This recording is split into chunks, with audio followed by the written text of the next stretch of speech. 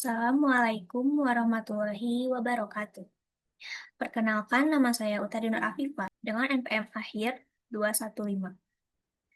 Di sini saya akan memaparkan hasil penelitian proposal saya, yaitu pada bab 2 tinjauan pustaka. Langsung saya ke materinya. Di sini saya akan membahas 4 bahasan, yaitu adalah landasan teori, penelitian terdahulu, kerangka penelitian, dan hipotesis penelitian. Yang pertama ada teori manajemen SDM. Menurut Noe et al., manajemen SDM yaitu suatu pendekatan strategis dalam mengelola manusia dalam suatu organisasi secara efektif untuk mencapai keunggulan kompetitif. Noe et al. Menekankan bahwa SDM mencakup berbagai praktik yang dirancang untuk mengelola tenaga kerja dengan cara yang paling produktif dan efisien. Lalu ada teori motivasi kerja. Hierarki kebutuhan Maslow dikembangkan oleh Abraham Maslow sebagai teori motivasi yang menjelaskan bahwa individu memiliki 5 tingkatan kebutuhan yang harus dipenuhi secara bertahap. Dalam konteks kerja, teori ini dapat digunakan untuk memahami faktor-faktor yang memengaruhi motivasi karyawan. Lalu ada teori two-factor Herzberg. Herzberg membagi faktor yang memengaruhi kepuasan kerja menjadi motivator, seperti pengakuan tantangan kerja, serta faktor kebersihan yang meliputi gaji dan kebijakan perusahaan, yang bila kurang dapat menyebabkan ketidakpuasan. Lalu ada workplace well-being. Menurut Guest, konsep kesejahteraan di tempat kerja mencakup aspek fisik, psikologis, dan sosial yang bersama-sama berkontribusi pada kesehatan dan kepuasan karyawan dalam lingkungan kerja. Lalu yang terakhir ada model JDR, yaitu menurut Baker dan Demerotti, model Job Demands Research menjelaskan bahwa beban kerja, job demands, dapat menimbulkan tekanan, sementara sumber daya pekerjaan job research, seperti dukungan dan pelatihan berperan sebagai faktor pendukung dan meningkatkan motivasi dan kesejahteraan karyawan. Lalu di slide selanjutnya ada penelitian terdahulu. Di poin pertama ada temuan penelitian tentang motivasi. Penelitian oleh Robbins dan Judge menunjukkan bahwa ketika kebutuhan dasar karyawan terpenuhi, tingkat motivasi mereka meningkat.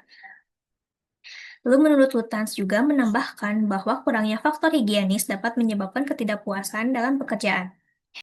Lalu di slide selanjutnya ada kerangka penelitian, yaitu ada manajemen SDM yang bersifat independen, yang bergerak ke panah workplace well-being atau bisa disebut dependennya dan berpanah juga ke kinerja karyawan.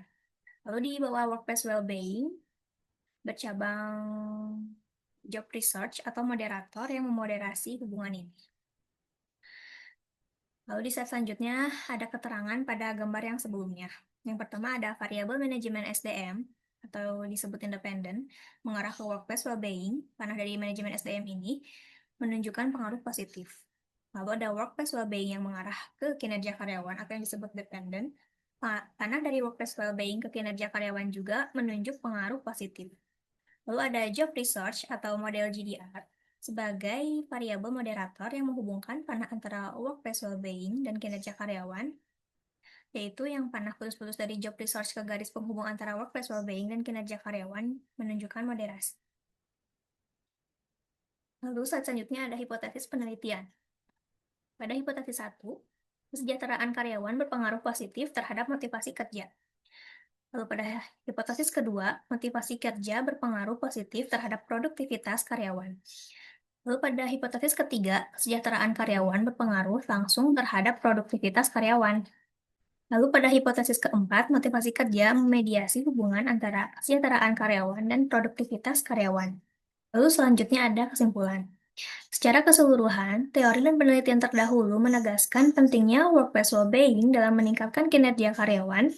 Kerangka penelitian yang diusulkan mengintegrasikan konsep manajemen, sumber daya alam, model GDR, dan kesejahteraan di tempat kerja.